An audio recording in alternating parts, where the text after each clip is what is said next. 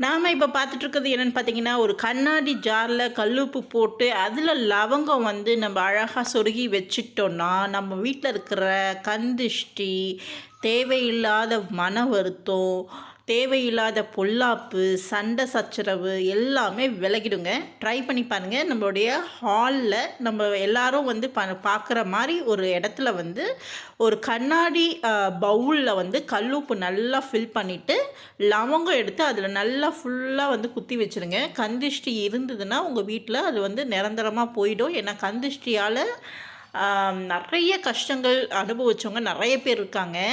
கல்லடி பட்டாலும் படலாம், ஆனால் கண்ணடி படக்கூடாதுன்னு சொல்லுவாங்க. ஸோ இந்த கந்திஷ்டியை வந்து நிரந்தரமாக நம்ம வீட்டிலேருந்து அகலறதுக்கும் அண்டு நம்ம மென்மேலும் வளர்கிறதுக்கும் இது வந்து ரொம்ப யூஸ்ஃபுல்லாக இருக்கும்.